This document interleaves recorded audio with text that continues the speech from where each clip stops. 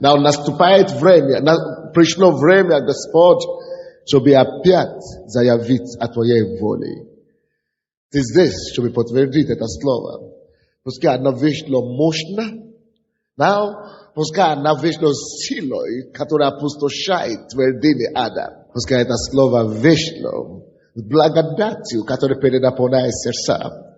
Но пускай это слово вышло и стать решением на тот вопрос, который мы задавали себе до сих пор. Что нам делать? Дай нам услышать, как голос неба. Дай нам разуметь, как Бог, говорящий в наши сердца. Господь, мы отдаем себя в свои руки.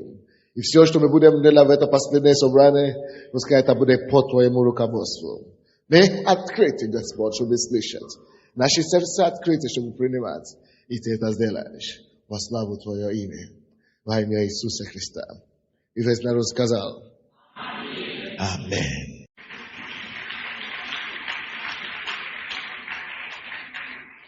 Я проповедую сегодня на теме «Царь грядет». Но когда я говорю об этой теме «Царь грядет», вы знаете, мы, конечно, знаем, что Царь – это Иисус Христос, правильно? И когда мы говорим, что Царь грядет, я хочу, чтобы вы знали, что я не имею в виду, что Царь Иисус грядет во второе пришествие. Я не об этом говорю. Когда мы говорим о том, что Царь грядет, я не имел в виду о том, что Иисус придет, чтобы собирать церковь в восхищение. Не об этом говорю. Есть о другом приходе царя, о котором Библия нам говорит. Царь грядет как посещение. Бог хочет посетить нашу страну. Бог хочет посетить Украину. Он не приходит, чтобы приложить конец света, как некоторые думают, что в 2000 году, что будет конец света, не будет конца света в 2000 года. Я вам гарантирую. Мы будем живы и здоровы. Но к этому времени, почему-то мы чувствуем, что это будет время благоприятное для нашей страны, для Украины, для всего мира. Это будет потрясающее время для Киева и для нашей церкви в частности. Мы верим, что наступают дни и уже наступили, когда Бог на небе принял решение посетить именно нашу часть мира. Но в каждом народе, в разных временах, были времена, когда Бог посещал определенные народы. Но первое место, куда Иисус пришел, это Он пришел к иудеям, Он пришел к Израилю, Он посетил Иерусалим. Это было его первое посещение. Но после того, как Он посетил Израиль, Он начал посещать, Он посетил затем Палестину. Это Иудею, это Самария. Он посетил Палестину. И после этого Бог пошел дальше. И Он пришел и посетил Азию, всю Азию. После этого наступило Божье посещение не только на Азию, на Европу, Македонию и так далее, и Римскую империю. Это есть разные времена, разные периоды, когда пробуждение бывает и посещает определенный народ. И в 70-е, 80-е годы до сих пор мы видели, что это было Божье посещение для Африки, Южной Кореи, Аргентину. Но до того мы видели, что Божье посещение было на Великобритании, и в Великобритании было огромное пробуждение, они несли Евангелие по всему миру. До последнего времени Божье посещение в 40-х годах, 50-е, 60-е было именно в Америке. Поэтому именно с Америки Евангелие шло по всему миру. Но в настоящее время, в это время и в этот час, мы чувствуем сильно, что пришло наше время. Пришло наше время. Пришло наше время. Пришло наше время. То есть Бог нелицеприятен. Он написано в Деянии апостолов 17, что Он положил людей по территории их обетования, чтобы они могли служить Господу. Это воля Божья, чтобы мы служили Господу. И поэтому Он уже посетит нас. Давайте посмотрим, как Он это сделал в Евангелии от Матфея, 25 глава. Евангелие от Матфея, 25 глава. Посмотрим, как Иисус вошел до того, давайте откроем Исаия. Это будет базовое место, откуда мы будем проповедовать. Исаия, 32 глава. Исаия 32. Это основное место, откуда мы проповедуем. Исаия 32. С 1 по 8 стихи. Исаия 32. С 1 по 8 стихи. Вот царь будет царствовать по правде, и князья будут править по закону, и каждый из них будет как защита от ветра, и покров от непогоды, как источники вод в степи, как тень от высокой скалы в земле жаждущей. И очи видящие не будут закрываемы, и уши слышащие будут внимать, и сердце легкомысленных будет уметь рассуждать, и казноязычные будут говорить ясно. Невежду уже не будут называть почтенными, и о коварном не скажут, что он честный. Ибо невежда говорит глупое, и сердце его помышляет о беззаконном, чтобы действовать лицемерно и произносить хулу на Господа. Душу голодного лишит хлеба и отнимать питье у жаждущего. У коварного и действование гибельные. Он замышляет ковы, чтобы погубить бедного словами лжи, хотя бы бедный были прав. А честный и мыслит о честном, и твердо стоит во всем, что честно. Здесь это место писания пробуждения. Я верю, что здесь речь идет о пробуждении. Написано, вот, и это пророчество. И я стою, чтобы провозглашать это пророчество, как воля Божья над нашей страной. Что придет время, и вот-вот оно уже приходит. Мы стоим на грани этого времени. Вот царь будет царствовать по правде. Что это значит? Что царь грядет и царствует. Если Иисус приходит, чтобы царствовать на Украине, если Иисус придет, поменяйте мой микрофон, да, что-то у вас тут. Если Иисус придет, чтобы царствовать в Киеве, а вы знаете, это сейчас дьявол царит. Поэтому инфляция, поэтому не получается с экономикой, поэтому все валится, все рушится, поэтому убийства, поэтому аборты, поэтому всякие, неприятные вещи. Но когда Иисус царит, это совсем другое царствование. То есть вы знаете, что Иисус отличается от дьявола. Он отличается во многом. Он очень отличается. И вы знаете, Иисус добрый Бог. Иисус милосердный Бог. Иисус есть любовь. Иисус есть спасение. Иисус есть избавление. И о чем говорится? Говорят, царь будет царствовать по правде. О чем это говорит нам? Во время прихода царя, правда, это значит праведность, будет ходить и будет царить. На сегодняшний день в нашей стране это стыдно быть праведником. Это непопулярно жить по правде. Но когда царь царит, когда пробуждение приходит, когда Божье присутствие наступает, это будет просто жить нечестно, жить по неправде будет пренебрегаемый. Это будет просто непочетно в это время, потому что царь приходит, чтобы царить в правде. Мы не увидим Иисуса физического, но праведность его будет очевидна. Праведность его будет подчеркнута в это время.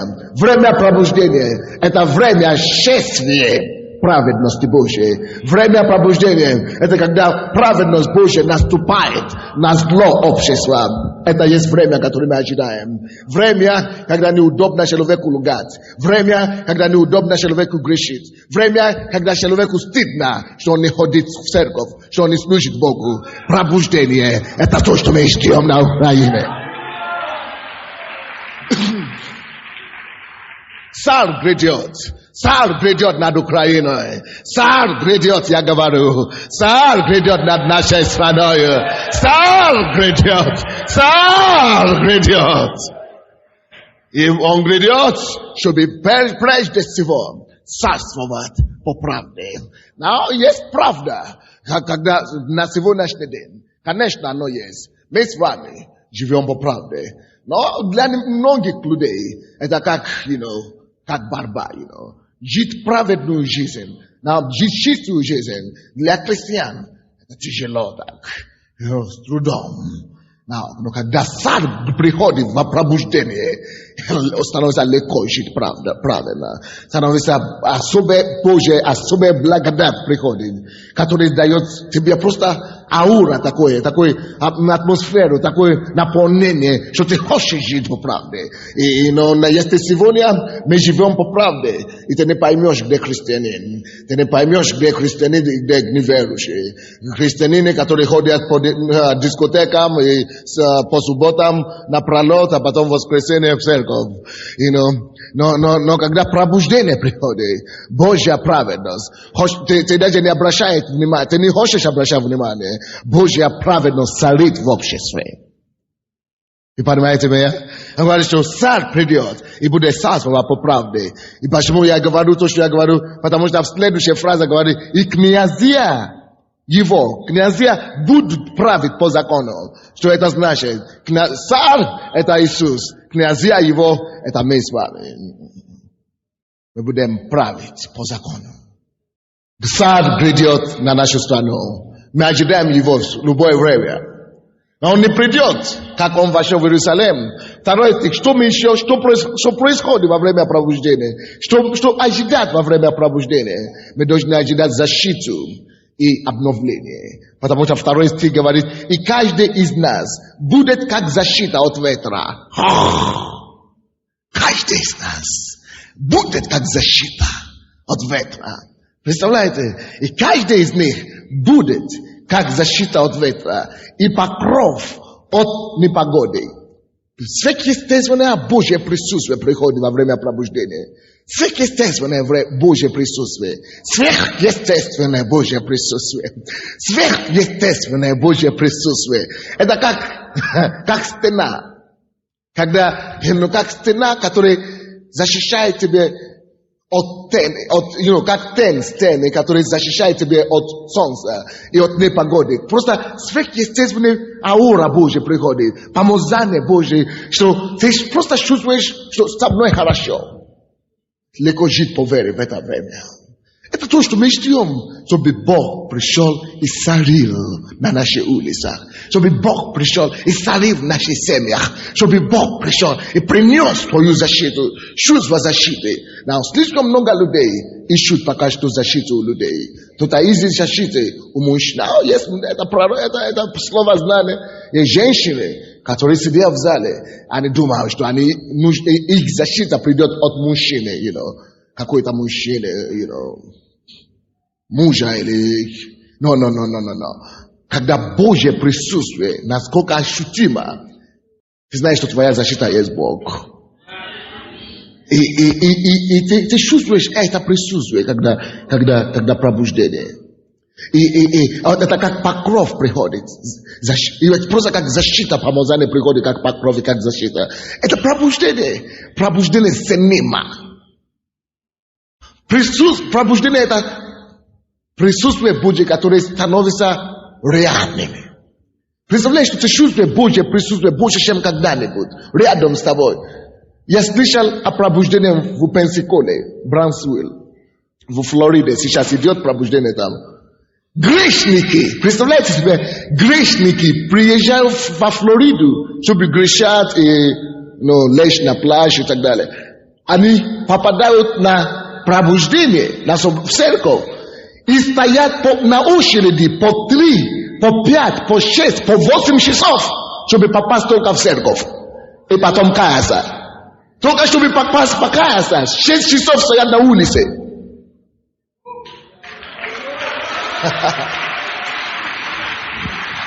Это невероятно. Это невероятно. Это то, что Бог делает. Это то, что вы должны знать о пробуждении. На пробуждение не есть работа рук человеческих. Мы не можем производить пробуждение сами, своей силой. Бог должен прийти, Царь должен пришел. Когда Бог приходит, человеческие усилия не так важны. Вот, и когда Он приходит, праведность просто тянет тебя. А верующие в Америке раньше собраться в церкви 3 часа, они не могут выдержать. 3 часа тяжело. Но есть церкви. Но 5 часов вообще они бы стали ушли. Теперь в этом пробуждении защита и покров, когда Царь приходит. Они сидят в собрании по 6 часов, по 5 часов, еще очередь ждет на улице. Бизнес стоят, пускай стоит. Это то, что нам нужно на Украине. Когда ты хочешь больше присутствия Бога, чем что угодно. Ты не хочешь ничего, просто хочешь пережить Бога. Ты не хочешь ничего больше, просто чтобы Бог прикоснулся к тебе. Братья, по-моему, эти кассеты пробуждения продаются здесь. В Пенсикола. Если вы хотите просто сказать, кассеты Пенсикола, есть видеокассеты, можно посмотреть. Потрясающие собрания, похожи на наши здесь. Но. Я смотрел, мне подарили некоторые, я смотрю их сейчас. Просто потрясающие вещи Бог делает. И написано, что и каждый из них будет как защита от ветра, и покров от непогоды, как источники вод в степи, как тень от высокой скалы, земли жаждущие. Вот что делает пробуждение. Пробуждение – это стена от высокой скалы в защите, как тень. Это то, что делает пробуждение. Она приносит тень. Зачем нам надо тень? Защита от тени. Потому что солнце бьет по голове. У тебя бывают головные боли от этого. У тебя бывает температура от этого. У тебя бывает всякие грязь. Это, духовные вещи, вы знаете. Это метафора. Это стилистика, так говорит. Это метафора, да? Сравнение слов. То есть, это метафора здесь. Но это духовно, параллель такой мы можем найти. Что, когда мы живем нормальную жизнь, всякие обстоятельства давят на нас, как солнце, головные боли, температуры и так далее. Но когда пробуждение приходит, это как защита с тени.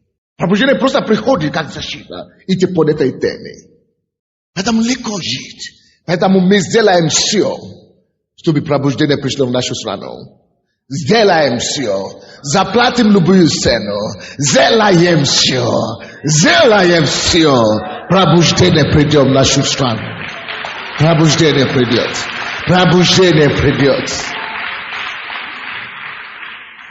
Но я говорю, пробуждение придет. Да, и написано 3 стих. И уши видящих не будут закрываемы. И уши прошу прощения. И уши слышащие будут внимать. О чем это говорит? Нужно это объяснить вам. Видящие, это люди верующие. Мы уже видим в духовном мире. Мы уже понимаем что-то. Но когда, вы знаете, сейчас во время нормальное, есть некоторые верующие, они вроде бы видят, но у них порой бывают закрываемые глаза. Они делают такие вещи, как будто вообще ничего не видят иногда. Поэтому это то, что мы говорим, что верующие бывают отступают от Бога, отступники и так далее. Но когда время пробуждения приходит, отступников становится мало. Наоборот, отступники прибегают обратно в церковь.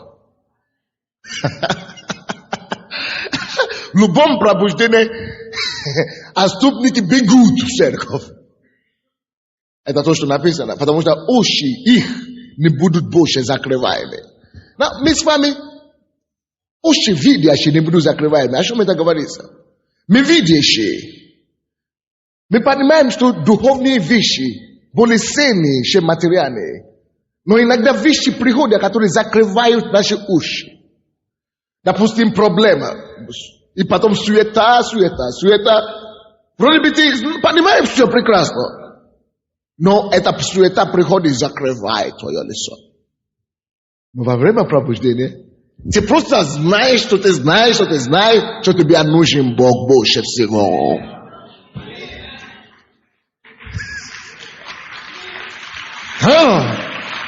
Царь грядет над Украиной, и он придет. Царь грядет, и придет он. Царь грядет. Мы должны его иметь.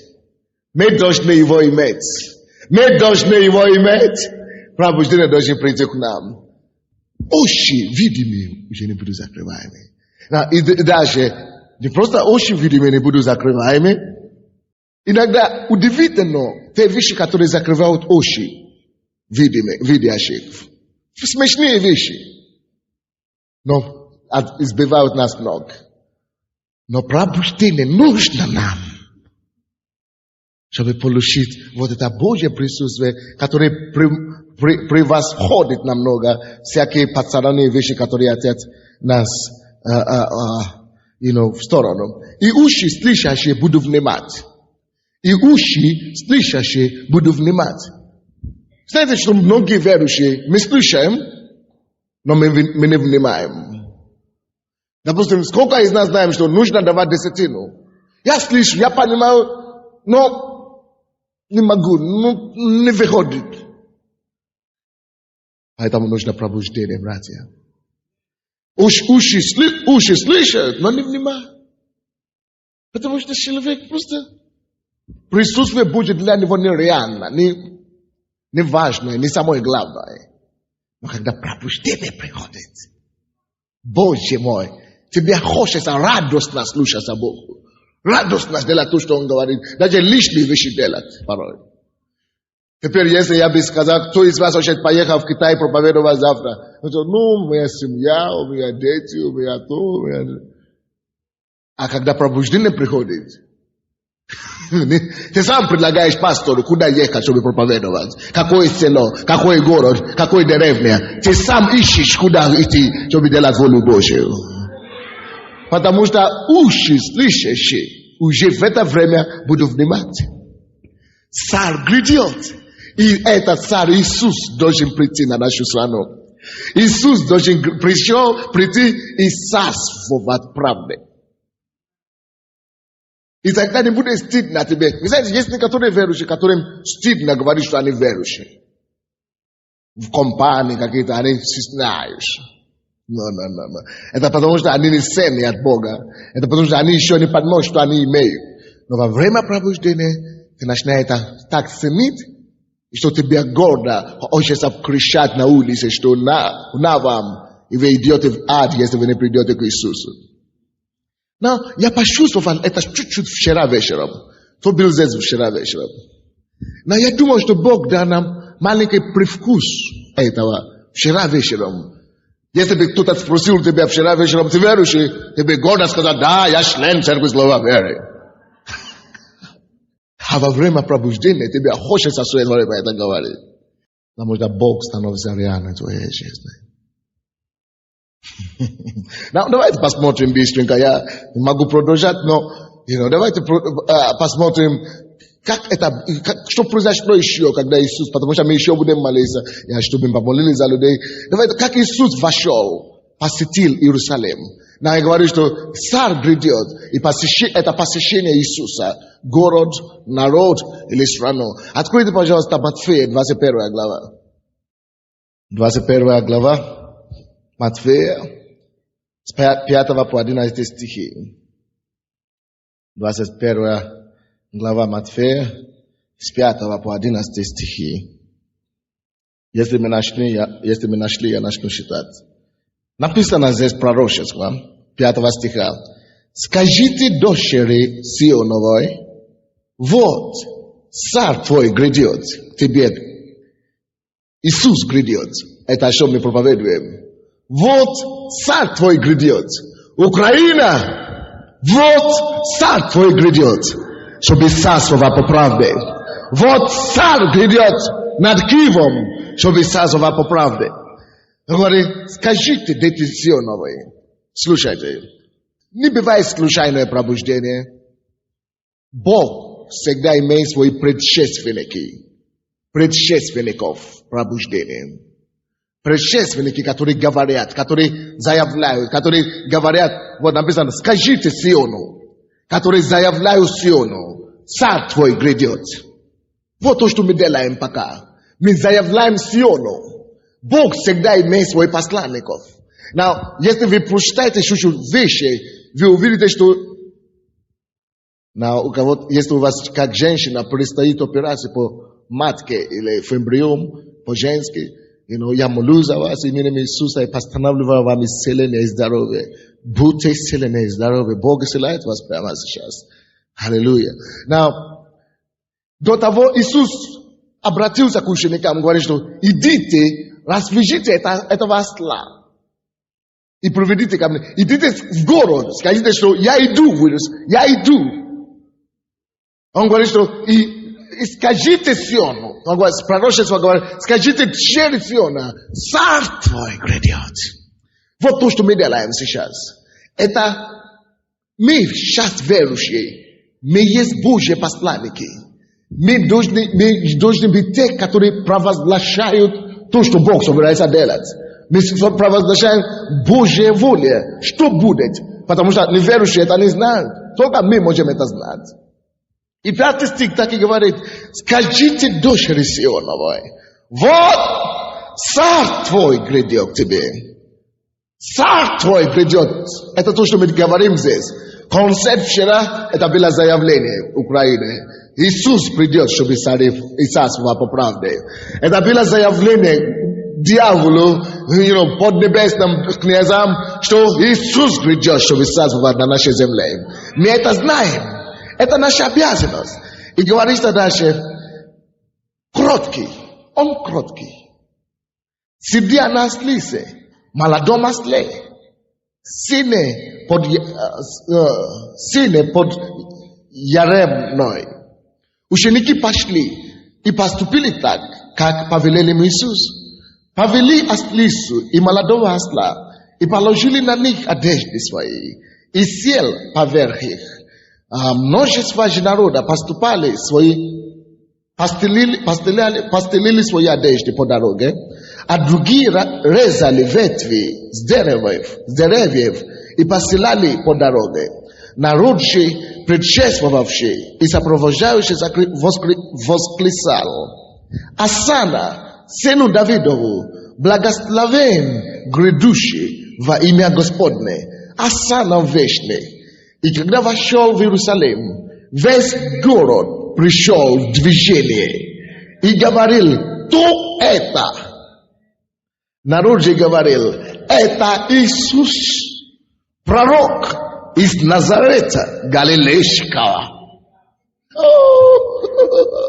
Как мне нравится читать Библию. Как мне нравится читать Библию. Боже мой.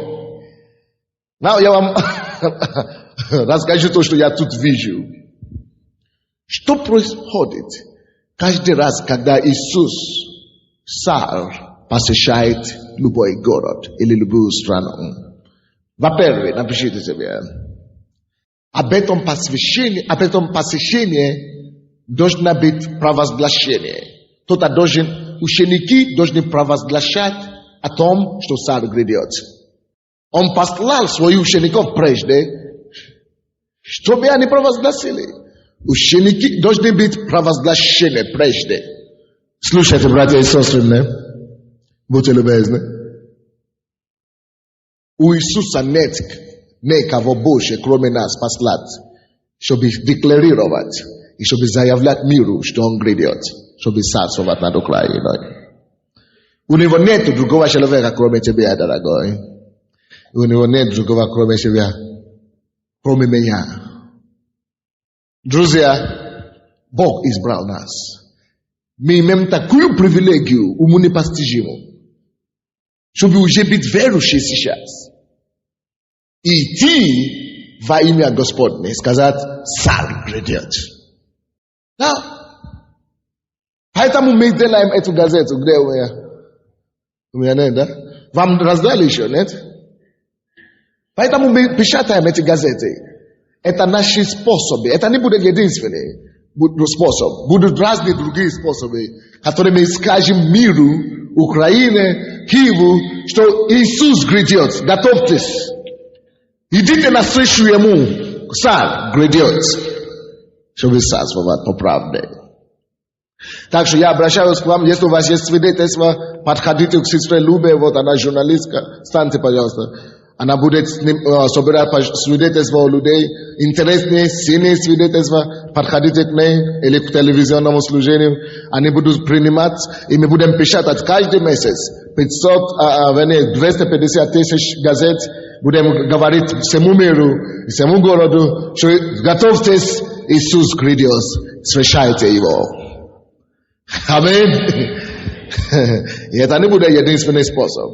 То есть, христиане должны принимать участие в этом. Божий народ, Божьи ученики, мы должны что-то делать, чтобы заявить миру, что Царь грядет. Есть разные способы, как мы можем это делать. Мы можем заявить миру, подготовить его путь, что Царь грядет, если мы просто проповедуем. Это один способ. Мы можем это делать разными способами. Мы можем это делать через добрые дела, которые мы делаем. Слава Богу, мы сейчас кормим 500 человек каждый день бесплатно. На это только $11 тысяч. $11 тысяч уходит каждый месяц. И это благодаря бизнесменам, которые ходят в церковь, слава Богу, они помогают в этом деле. Но это есть один способ. Мы покажем это по телевизору. Посмотрите, Иисус учит нас делать добро. И мы есть представители Иисуса. Люди беспомощные, они нуждаются, нужно помогать им. Аминь. И люди видят, что да, мы настоящие христиане. Это есть другой способ. Через наши добрые дела. Может быть, ты не можешь никого кормить, но ты можешь говорить хорошее слово кому-то. Может быть, ты не можешь проповедовать, но ты можешь сказать, где адрес церкви. Может быть, ты не можешь исцелять больных, но ты можешь исцелять больных, но ты можешь помолиться. Потом Бог это сделает, исцелит больного. Ты просто помолись, Бог уже исцелит. Может быть, ты не можешь пророчествовать, но ты можешь сказать, Царь грядет. Это тоже будет пророчество. Так что мы сможем что-то делать. Бог ожидает, чтобы все верующие играли какую-то роль. Он послал своих учеников прежде себе. И написано, как написано в пророка Исаия, скажите Джерри Сионовой, Царь твой грядет. Это наша роль. Кто готов принимать участие в том, чтобы декларировать нашей стране, что Иисус грядет? Мы будем готовы. Другой способ, как это делать, это финансовое, через наше финансовое служение. Слава Богу за наши звезды, которые выступали вчера. Если бы это было в миру, они бы взяли гонорары, они бы взяли деньги за это. Но потому что они верующие, они использовали свой талант, свой голос, чтобы провозгласить и прославлять Иисуса. Это тоже есть способ, чтобы заявить миру, что Царь грядет.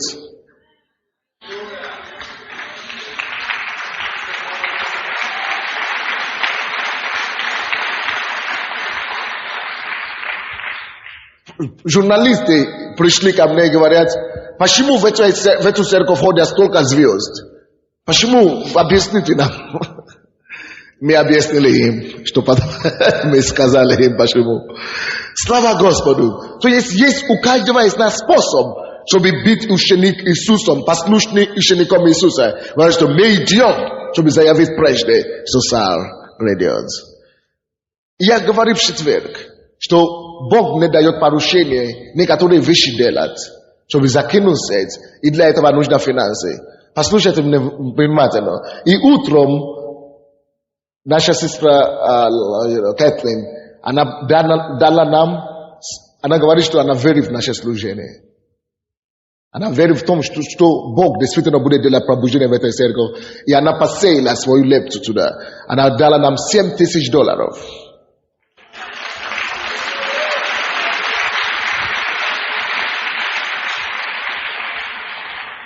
Я это не говорю, чтобы хвастать или что-то. Но просто потому что, представляете, если уже иностранцы приходят и видят, что здесь Бог действует, то мы, которые здесь, тем более.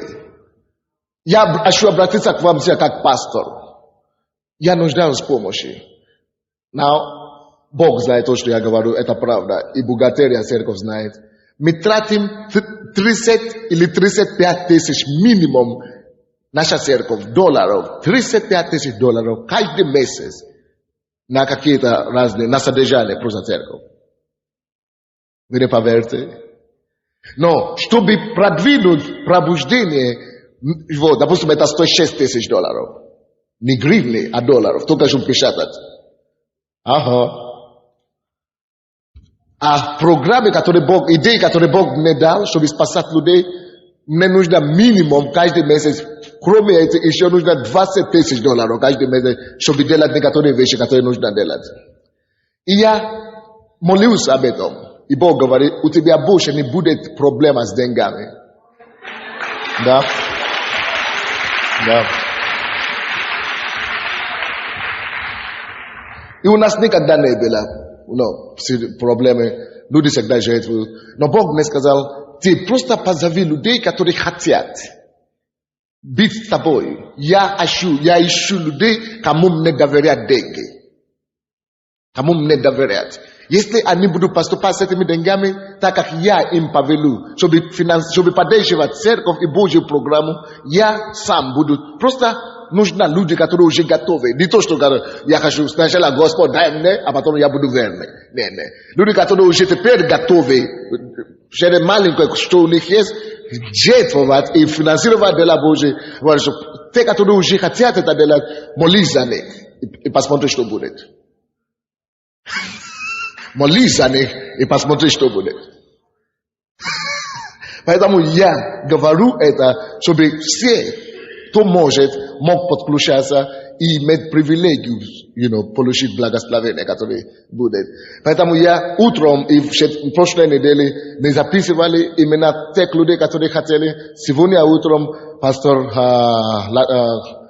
Кэтлин молилась за людей, которые хотят участвовать в этом деле, именно финансово поддержать церковь. Я молюсь с Богом, но я не работаю. Но все мы не будем финансово поддерживать церковь. Кто-то должен петь, кто-то должен играть, кто-то должен молиться, кто-то должен... У каждого есть свое счастье. Вы понимаете меня? Так что не чувствуешь, что у меня нет денег, что мне теперь делать. Не. Может быть, это не твое счастье. Те, которые должны иметь поддерживать финансы, они знают себя. Бог скажет им. Вы понимаете меня? Вот я хочу просто их собрать потом и рассказать им все эти вещи, которые Бог мне сказал. Что нужно делать, чтобы, эту сеть забросить. Так что это есть один из способов, как мы можем готовиться к приходу царя. Что царь грядет, но ученики должны идти сначала, прежде, провозглашая это. Каким образом мы это можем делать? Вот способы, которые я уже сказал. Или другие еще способы. Мы должны что-то делать. Но это не самое интересное. Самое интересное, посмотрите дальше. Во-вторых, когда они уже пошли туда, мы видели, что люди, так, 6 стих, ученики пошли, поступили так, привезли. И 8 стих. Множество же народа постелили свои одежды по дороге, а другие резали ветви с деревьев и постеляли по дороге. Что это такое? Когда Иисус приходит в город, люди радостно встречают его. Вы помните Деяния апостолов, 8 глава? Написано, что когда Филипп проповедовал, Бог делал чудеса, и была великая радость в этом городе. Это значит, Иисус посетил этот город. Когда Иисус посещает любое место, и когда Иисус посетит нашу страну, Киев, будет радость на наших улицах, будет радость в наших домах, будет радость в наших работах, будет такая радость, что даже неверующие придут к вам и скажут: а вы почему вы такие радостные, такие никакие, Ni обременен ними проблемами. Почему у вас такая радость? Поведите нам, куда вы ходите? Люди скажут, где ваш Бог? Покажите нам вашего Бога. Потому что будет радость в городе, когда Иисус посетит город. Вы здесь? Радость приходит. Они радостно встречались. Третье, что они еще делали, они радостно отдавали свои вещи. Они радостно постелили свои одежды. Представляете? Нормальные люди в своем уме не с ума сошли. Нормальные сняли свой костюм и постеляли на дорогу. Иисус же не ходил пешком. Иисус ходил на осле. На ослице. Пускай осла даже топтается над одеждой, им все равно. Когда ты по-настоящему встречаешься с Иисусом, тебе Ему жертвовать ничего не жалко.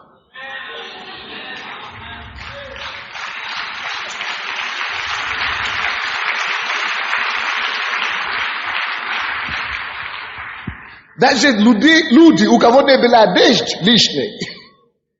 Вы знаете, что они сделали? Они говорили, хорошо, у меня нет одежды, у меня нет верхней, нет нижней одежды. Ничего, я найду выход. Вы знаете, что они сделали?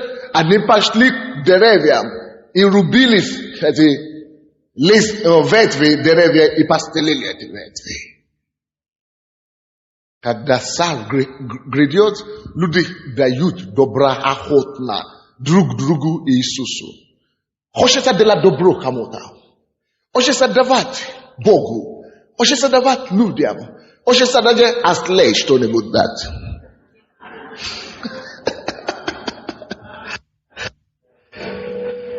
Царь приходит, царь грядет.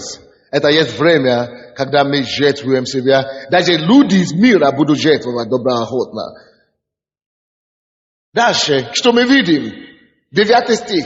Народ же, это уже неверующий, народ же, действительно вышли на улице, предшествовавшие и сопровождавшие, восклицали: Осанна, сыну Давидову, благословен грядущий во имя Господне, Осанна вещь.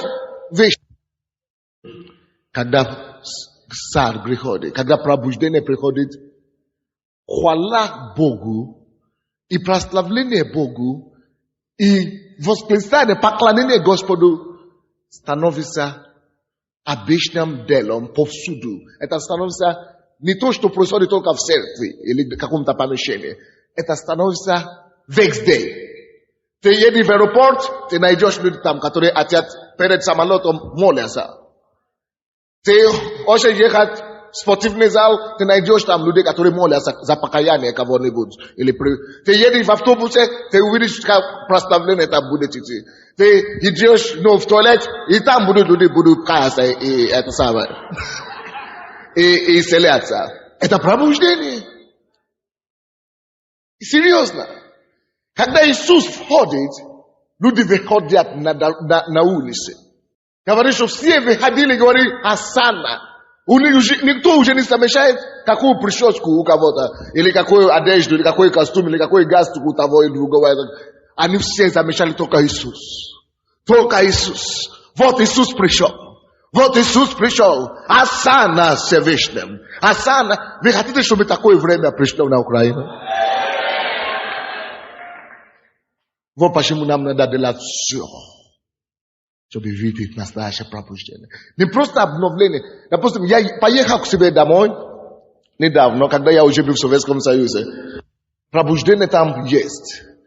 Какой бы автобус ты ни сидел, я вошел в автобус, и человек 5, они хотят переспорить друг другу, кто быстрее. 5 человек, чтобы проповедовать. Это мирской автобус, просто обыкновенный. На остановке, пока ты ждешь автобус, люди каются, стоят на колене, принимают Иисуса. Допустим, ты сел в автобусе, и люди проповедуют, а потом говорят: давайте будем прославлять Господа, будем изгонять бесов, будем молиться за исцеление и так далее. Серьезно, любой автобус, там мусульмане, неверующие и так далее, они все. тебе становится во время пробуждения неудобно, становится быть неверующим. Это гордость. Выходить и следовать за Христом во время пробуждения. Они вышли на улице, Осанна, все вышли. То есть народ. Посмотрите, 9 стих, это народ, неверующий. Народ, не просто христиане, народ. Много людей. Время пробуждения – это время, когда множество народа преследует за Христом, за Богом. Это время, когда мы начинаем использовать не просто 5000 на церкви, а время, когда мы начинаем использовать слово народ, народ. Ты будешь принимать в этом участие или нет? Мы должны делать свое участие. Мы должны пройти прежде. Прежде чем он войдет в город, мы должны пройти прежде. Ему нужно, вы знаете, что Иисус не придет в Киев, вот, на ослице теперь, вот осла, Иисус пришел, аплодируем ему. Нет. Его нету физически, нету уже Иисуса. Он придет только на ослице, но не на физически маленькая ослица Божия. Иисус уже не живет в плоти физически, никто его не увидит физически. Как люди увидят, что они выйдут на улицу? Как люди, что они увидят, чтобы знать, что вот Иисус уже пришел? Мы его не увидим физически. Как-то мы его увидим-то? Я вам скажу. Они увидят его в тебе.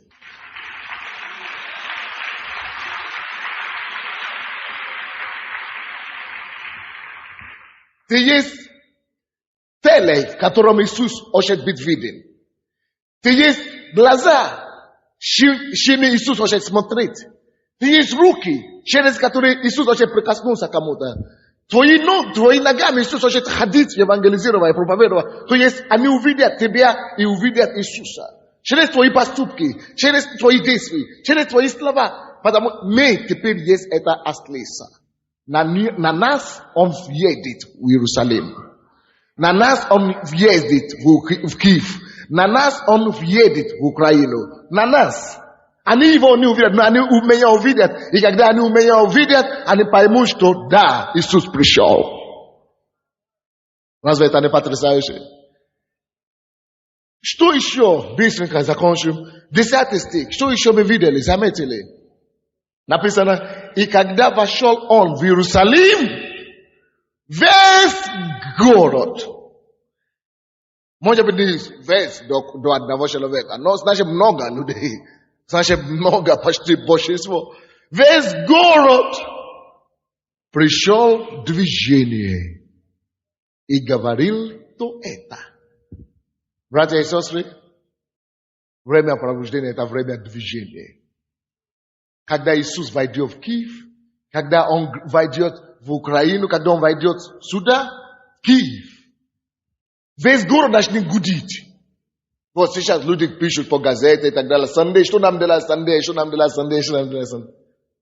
Когда пробуждение по-настоящему начнется, они не успеют сказать, что нам делать Sunday, они сами уже туда попали.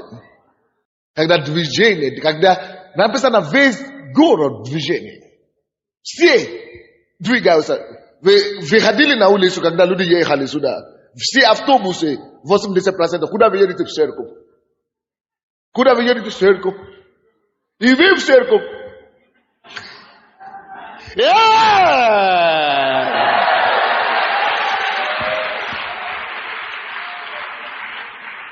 Вы хотите, чтобы этот город пришел в движение?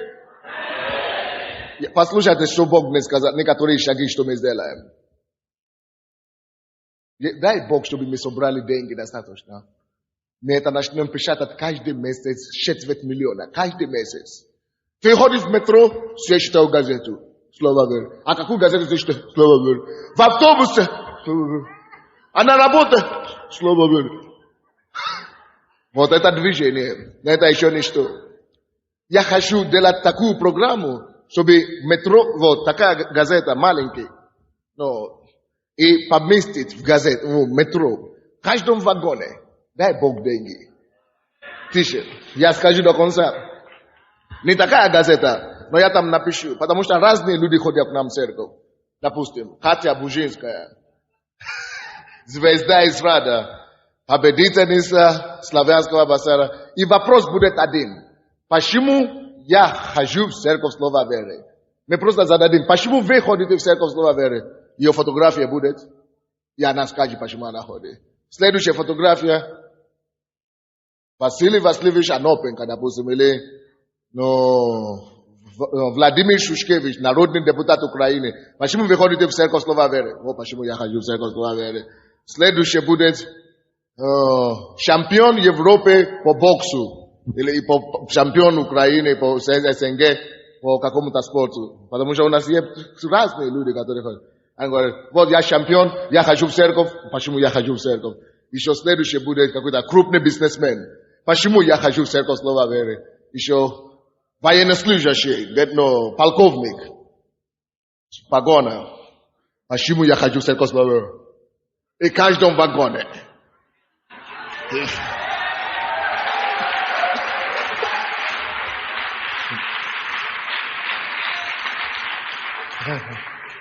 Я боюсь вам сказать все, что Бог мне показал. Закинул сеть. Но я расскажу этим, которые хотят помогать нам финансово в этом направлении. Вы не представляете.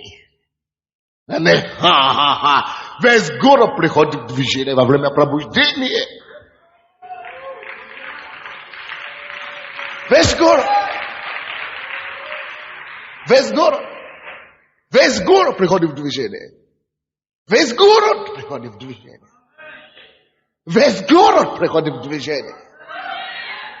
Ты включаешь радио, ты слушаешь там церковь. Ты включаешь телевизор, ты слушаешь оттуда.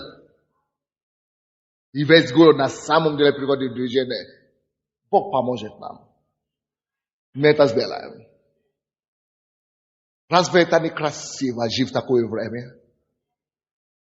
Нет лучшего времени, которое нужно жить. Можно жить, чем жить такой церковной жизнью.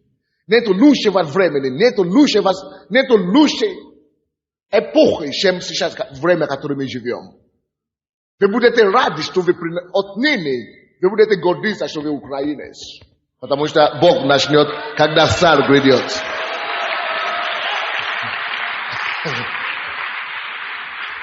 Знаете, раньше люди уезжали отсюда, куда-то, в Южную Америку, Европу, Америку и так далее.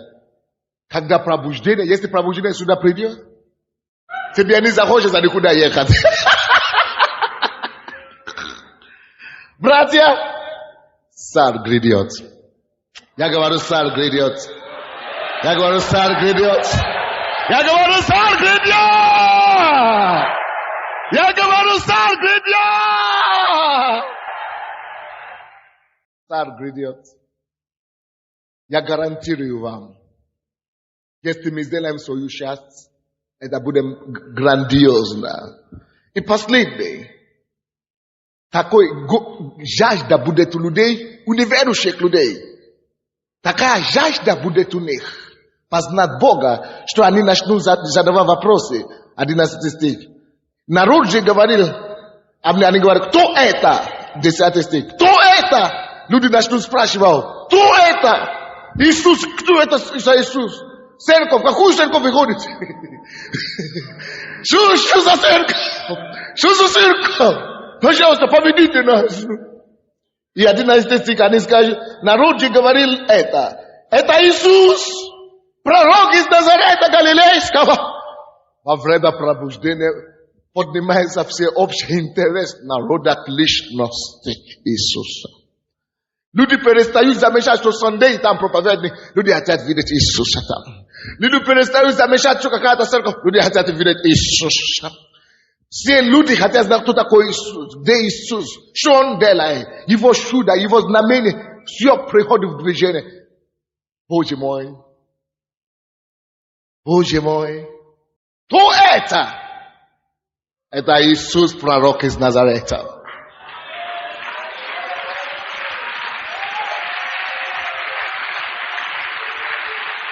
Это Иисус, пророк из Назарета. Это Иисус, пророк из Назарета. Это Иисус, пророк из Назарета. Это Иисус, пророк из Назарета. Это Иисус. Это будет Иисус и только Иисус в тот день. Будет Иисус и только Иисус.